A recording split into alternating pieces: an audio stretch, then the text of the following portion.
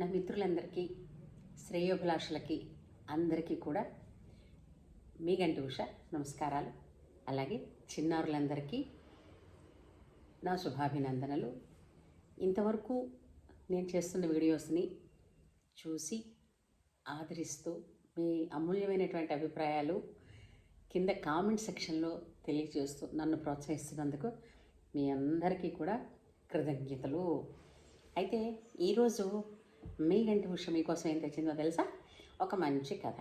అది కూడా చిన్నప్పుడు మనకి ఒక సామెతగా చెప్పేవారు. ఏమిటా సామెత? మొక్కై వంగనిది మానై వంగునా.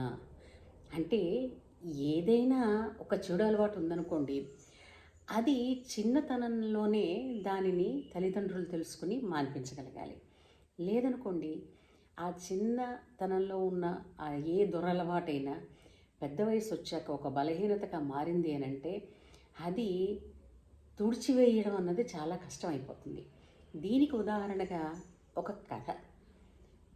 ఏంటి ఆ కథ అంటే, ఆ కథకి టైటిల్ ఏంటి పెట్టచ్చు అని అంటే పెట్టారు అప్పుడు అంటే, తోటకూర నాడే చెప్పనే తినరా నీకు అని ఒక తల్లి బాధపడిందిట. ఏంటి దాని సంగతి తెలుసుకుందాం. అనగనగనగనగా ఒక ఊరు. ఆ ఊరికి ఒక రాజుగారు ఉంటారు కదా, అది అందరికీ తెలిసిందే. ఆ ఊరిలో ఒక పేద కుటుంబం, ఒక ఒక ఆవిడ ఉండేవారు. ఒక తల్లి కొడుకు అనమాట. ఆ కొడుకు చిన్నవాడు. తండ్రి ఆ పిల్లవాడికి చిన్నప్పుడే పోయాడు.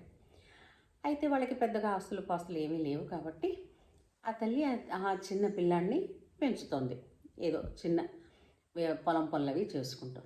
అయితే ఆ పిల్లవాడిట ఒక రోజున అమ్మ కోసం పక్క పొలంలోంచి తోటకూర దొంగతనం చేసి తీసుకొచ్చి ఇచ్చాట. అయితే ఎక్కడిదిరా నాన్న ఈ తోటకూర నీకు ఎలా వచ్చింది అని అడగాలి కదా తల్లి.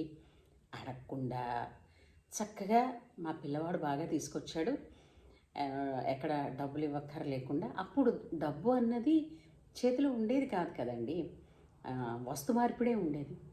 అలాగా ఏమీ ఇవ్వక్కర్లేకుండానే మా వాడు తీసుకొచ్చాడు ఎక్కడి నుంచో మంచిగా తోటకూరని. చక్కగా అది వండి పట్టిందట. పిల్లవాడు తినేశాడు.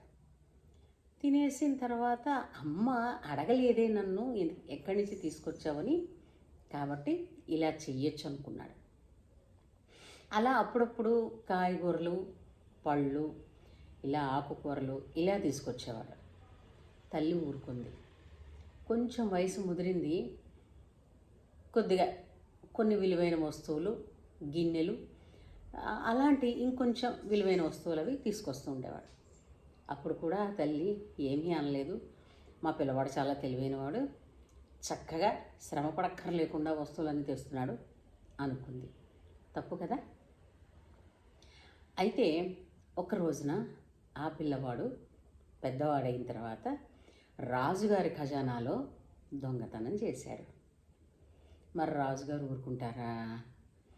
రాజుగారి ఖజానాలో దొంగతనం చేసినప్పుడు, ఈ పిల్లవాడిని పట్టుకున్నప్పుడు సైనిక భటులు దొంగతనం రుజువు చేయబడినప్పుడు ఆ పిల్లవాడికి రాజుగారు 100 కొరడా దెబ్బలు శిక్ష వేస్తారు. 100 కొరడా దెబ్బలు శిక్ష వేసినప్పుడు ఆ అబ్బాయిని ఒక చెట్టుకి కట్టేసి కొడతామంటున్నప్పుడు ఆ పిల్లవాడు ఒక మాట అన్నాడు, నాకు 50 మా అమ్మకి 50 కొట్టండి అని చెప్పాడు. అదేంటి, ఎవరైనా తల్లిని ఇలా అపాయంలో ఇరికిస్తారా? కానీ ఆ అబ్బాయి అలా అన్నాడు. అంతవరకు తల్లి ఆనందిస్తూనే ఉంది. కొడుకు ఎక్కడి నుంచి తీసుకొస్తున్నాడు, ఏం చేస్తున్నాడు అని అడగకుండా తెస్తున్నవన్నిటినీ అనుభవిస్తోంది. మరి అవి అనుభవించినప్పుడు ఈ బాధ కూడా అనుభవించొద్దు. రాజుగారు భటులు ఈవిడ దగ్గరికి వచ్చి, మీ అబ్బాయిని ఇలా రాజుగారు శిక్ష వేశారు మీ అబ్బాయికి, మీ అబ్బాయి నిన్ను కూడా ఆ శిక్షలో సగం నీకు కూడా అమలు చేయమన్నాడు, పద అని ఆమెను కూడా బంధించి తీసుకొచ్చారు.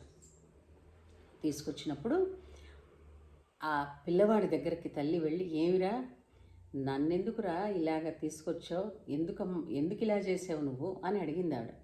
అడిగితే ఆ పిల్లవాడు తల్లిని ప్రేమగా దగ్గరికి పిలిచి, నీతో చెవిలో చెప్తాను ఒక రహస్యం అని చెప్పి దగ్గరికి పిలిచి ఆ చెవిని కొరికేస్తాడు గట్టిగా. కొరికేసి అంటాడు, అమ్మా నేను తోటకూర దొంగతనం చేసి తెచ్చిన్నాడే, నువ్వు నాకు చెప్పుంటే ఈరోజు నాకు ఈ గతి పట్టి ఉండేది కాదు కదా అని. ఈ బాధ నాకు తప్పేది కదా, నేను కూడా అందరిలాగే గౌరవంగా ఉండేవాణ్ణి కదా అని ఆ అబ్బాయి అంటాడు. అప్పుడు ఆ తల్లి నిజంగానే చిన్ననాడు తప్పు చేసినప్పుడే దిద్దగలిగి ఉంటే ఈరోజు ఒక బాధ్యత గల యువకుడిగా తయారయ్యేవాడు. చిన్ననాడు నేను దాన్ని నిర్లక్ష్యం చేశాను, ఆ సుఖాన్ని అనుభవించాను. అంటే ఏంటి, పరుల సొమ్ముని అనుభవించే సుఖాన్ని నేను ఆ రోజున ఇష్టపడ్డాను కాబట్టి ఈరోజు నేను ఇద్దరం కూడా తల్లి కొడుకులం ఇద్దరం ఇంత కష్టపడ్డాము అని అనుకుందట. ఈ కథలో నీతి చూసారా? ఏదైనా ఒక దురలవాటు ఉన్నదనుకోండి, మొదట్లో సంతోషంగానే ఉంటుందండి, కానీ పోను పోను ఆ సంతోషం పోయి తీవ్రమైనటువంటి మనస్తాపానికి బాధకి గురి చేస్తుంది. కాబట్టి పిల్లలు ఎప్పుడైనా సరే ఏదైనా ఒక దురలవాటు ఉంది అనంటే దానిని వెంటనే మానుకోవడానికి ప్రయత్నం చేయాలి. అలాగే తల్లిదండ్రులు కూడా పిల్లలు తెలుసో తెలియకో చేస్తున్న తప్పుల్ని ఆ క్షణమే దాన్ని దిద్దే ప్రయత్నం చేయాలి. ఈ దిద్దే సందర్భంలో పిల్లలకి శిక్షణ ఇవ్వాలి తప్ప శిక్షించకూడదు. పిల్లలు శిక్షకి అర్హులు కారు, శిక్షణకి అర్హులు. ఈ కాలంలో చాలామంది పిల్లల్ని అంటే ఆ తల్లికి తన పిల్లల మీద ప్రేమ ఉండదా అని అంటారు, కానీ ఈ శిక్షణ అనే పేరుతో పిల్లల్ని హింసిస్తున్నారు. భయపెట్టచ్చు, ఒక దెబ్బ వేయచ్చు, కానీ ఆ దెబ్బ భయంకరమైపోయి వాళ్ళు మరింత అంటే దెబ్బలకి బరి తెగించేటట్టు చేయకూడదు. అంచేత ఎప్పుడైనా గుర్తుపెట్టుకోండి, పిల్లలకి శిక్ష వేస్తాము అనుకుంటున్నప్పుడు ఆ శిక్ష మనకి వేసుకొని శిక్షణ వాళ్ళకి ఇచ్చాము అనంటే పిల్లలు చక్కగా ఎంతో ఆరోగ్యంగా ఆనందంగా బుద్ధిమంతులై సమర్థులై పెరుగుతారు. ఏమంటారు? కథ బాగుంది కదూ. అంచేత మొక్కై వంగనిది మానయ్య వంగున అన్నదానికి చిన్నప్పుడు తోటకూర నాడే చెప్పలేదే అమ్మా అని ఆ పిల్లవాడు బాధపడ్డట. ఇది ఈ కథ సారాంశం. కథ బాగుంది కదూ, కథలో నీతి కూడా బాగుంది కదూ. సో కథ కంచికి మనం ఇంటికి, సరేనా?